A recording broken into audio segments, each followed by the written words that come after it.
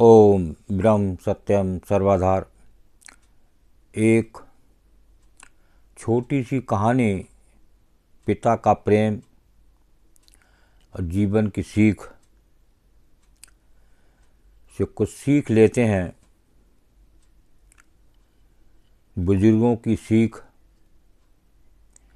एक अलग ही होती है जो एक जीवन को अच्छा बना सकती है। तो आइए सेवन करते हैं। दरवाजे पर कोई खटखटा रहा था।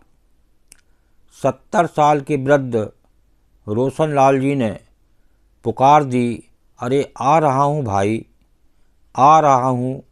गैस पर बन रही दाल को धीमे आंच में कर द्वार खोला। कौन है भाई? कहते हुए दरवाजे पर उनकी अपनी बेटी गोद में नन्हा सा बच्चा लिए अब बेसुध सी खड़ी थी। पूजा, पापा मुझे क्षमा कर दो, मुझसे बहुत बड़ी गलती हो गई थी कहकर रोने लगी।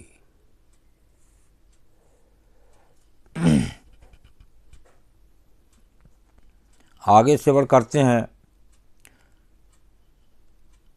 रोशन लाल जी ने बच्चे को गोद में लिया।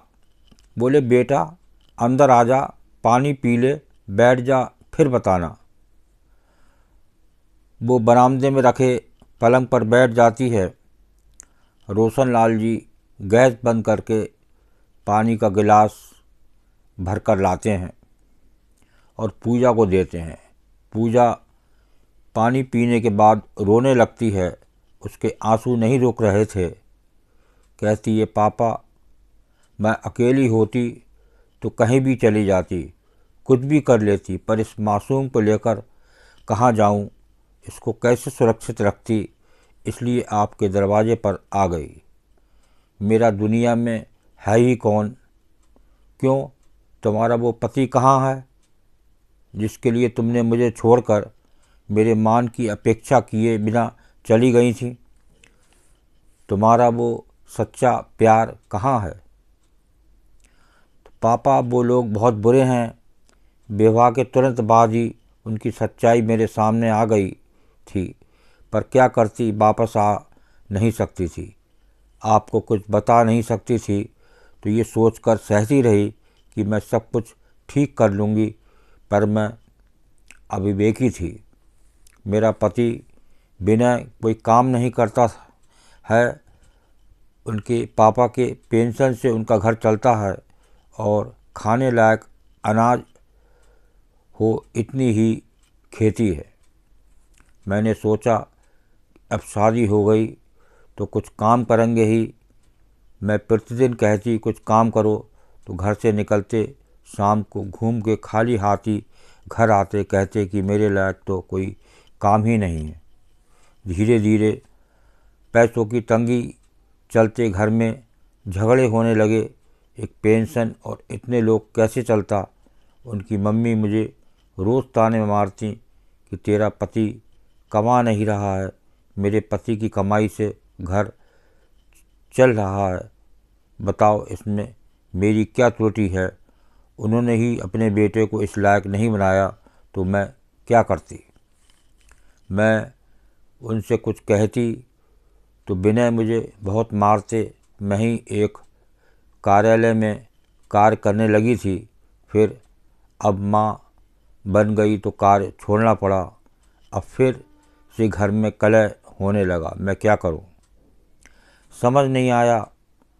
रोज़ उनके ताने और मार खा खा कर थक गई तो आपके पास आ गई पापा कहकर पूजा ज़ोर ज़ोर से रोने लगी। चुप हो जा बेटा, चुप हो जा। रोशन लाल जी का गला भर आया। वो बोले, मुझे पता था कि वो सही लड़का नहीं है।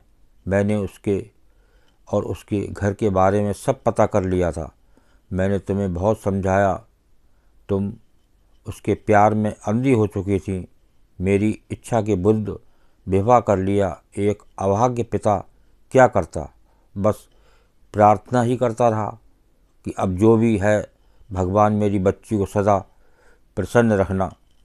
तूने मेरी अब मानना कि बस इसी सोच के कारण से तुझसे मिलने नहीं गया, पर मन बहुत करता था तुझे देखने का। प्रतिदिन अपने मन को मार कर रह जाता था।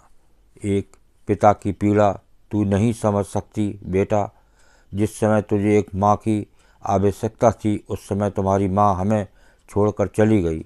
कैसे तुझे संभाला ये मैं ही जानता हूँ, और शायद नहीं संभाल पाया, तभी तुम्हारे जीवन में ये सब हो गया। नहीं पापा, इसमें आपकी त्रुटि नहीं है।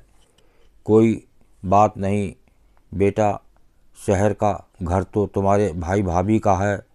ये घर और कुछ भूमि तुम्हारे नाम कर देता हूँ। वैसे भी यहाँ अकेला ही रहता हूँ, शहर में मेरा मन नहीं लगता, तो अब दोनों बाप बेटी रहेंगे। तू चिंता ना कर, तेरा पापा अभी जीवित है।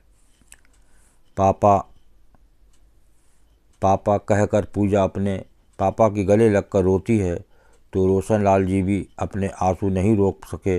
दोनों बाप बेटी एक दूसरे से लिपटकर रोने लगे, पर अब पूजा को एक आश्रय मिल गया था।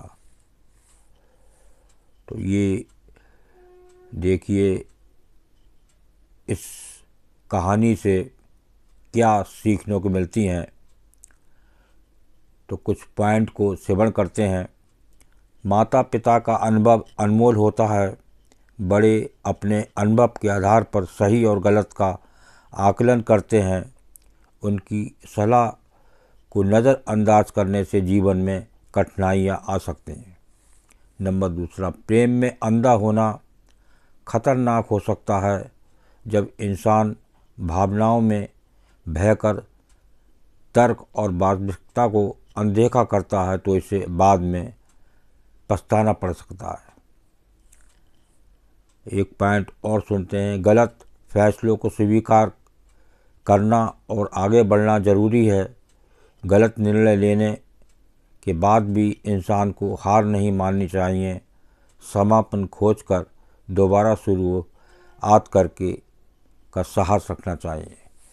देखिए, जो अभी आपने एक कहानी सुनी, ये कहानी घर घर की कहानी आजकल देखने को मिलेंगी, लेकिन ये कुछ प्यार वास्तव में अंधा होता है जो घरों को बर्बाद कर देता है।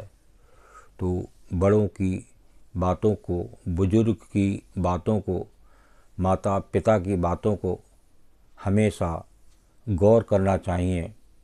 कुछ सोच कर ही अगला कदम उठाना चाहिए। ओम ब्रह्म सत्यम सर्वदा। दास की कहानी अच्छी लगी हो तो ज़रूर शेयर करें, ताकि लोग अलर्ट रहें और बेटियां अलर्ट रहें, ताकि इस प्रकार की किसी के साथ ऐसी घटना ना हो। ओम ब्रह्म सत्यम सर्वदा।